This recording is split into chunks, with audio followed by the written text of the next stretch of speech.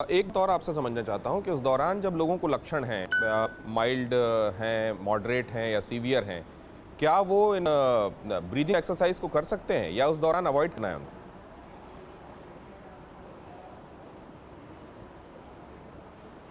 Breathing exercise जो mild हैं, जिनको मीडियम लक्षण हैं और जिनको सीवियर भी प्रॉब्लम है, प्राणायाम आराम आराम से सबको करना है तो ही उससे बाहर निकलेंगे।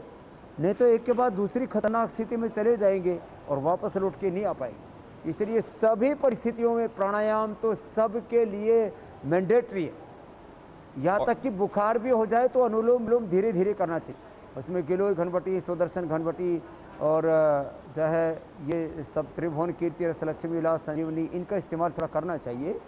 और यदि टाइफाइड हो जाए तो ये खूब कला, ये मुनक्का और ये अंजीर, खूब कला 2 ग्राम, मुनक्का 8-10 और अंजीर 2-3, इनकी चटनी बना करके अच्छे से 400 ग्राम पानी में पका करके 100 ग्राम बजाय तब छान करके पी लें। ऐसे छोटे छोटे उपाय करने चाहिए।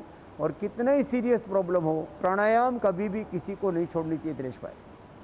प्राणायाम उस दौरान भी किया जा सकता है जब आप बीमार हैं, लेकिन ये ध्यान रखना है आपको कि उसको बहुत इंटेंसिटी के साथ ना करके बाबा रामदेव बता रहे हैं कि अनुलोम विलोम धीरे धीरे करते रहें। मतलब अगर वो लेटे हुए हैं बाबा रामदेव, अगर वो आराम की मुद्रा में है, उसमें भी वो कर सकते हैं, बस धीरे धीरे करते रहें और धीरे धीरे उनको ताकत महसूस होने लगेगी।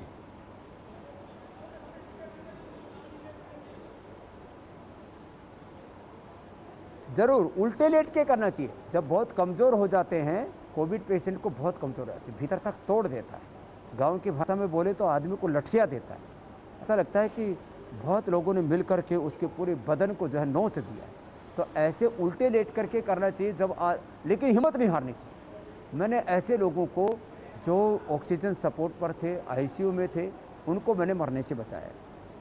उसको तो वेंटिलेटर से हम वापस से लेकर के आए। वेंटिलेटर पर जाने के बाद तो वापस लौटने की संभावना बहुत कम होती है। बस एक ही बात है, अपने शरीर को कभी भी अकेला ना छोड़े।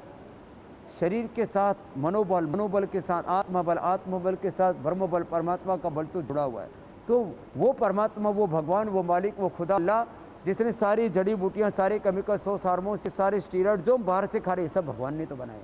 तो भगवान तो सर्वशक्तिमान है, तो उसका भरोसा कभी नहीं टूटना चाहिए। और जब हम भगवान के ऊपर भरोसा रखते हैं, अपने ऊपर भरोसा रखते हैं, तब फिर कोरोना तो क्या, कोई भी रोग आ जाए, हम उस पर विजय पा लेंगे दिनेश भाई।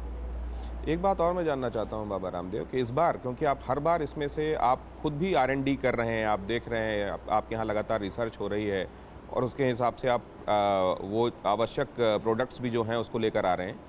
इस बार वेव में कुछ खास फाइंडिंग्स हैं क्या आयुर्वेद के नज़रिए से? कुछ ऐसा जो आप लोगों को बताना चाहें कि ये और इवॉल्व हुई हमारी समझ इस वायरस के बारे में?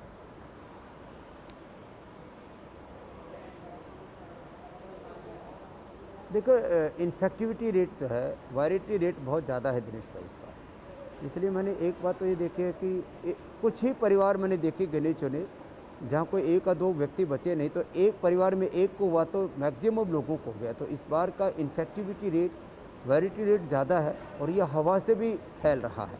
पहले वो थूक आदि के जरिए फैलता था, लेकिन इस बार हवा में भी फैल रहा है, ये खतरनाक है। दूसरी बात यह है कि यदि जो प्रारंभिक जो एक लक्षण आते हैं, सर्दी जुकाम, बुखार, उल्टी, दस्त, सिरदर्द आदि, उसका चाहे वो सामान्य वायरल हो या कोरोना का वायरस हो, ये दूसरों से तो फैलता है। तो अपने आप जो है अपने आप को आइसोलेट कर लें।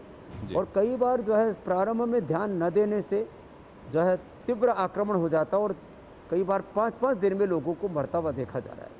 तो इसमें हमने क्या किया, पहले हमने अणुतेल, स्वासारी और कोरोनिल बनाया था। इसमें हमने फिर स्वासारी गोल्ड बनाया।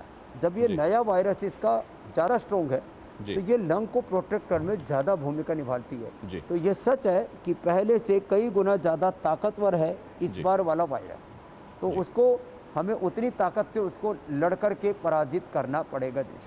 फिक्र आपकी, सोमवार से शुक्रवार रात 9 बजे सिर्फ TV9 भारतवर्ष पर।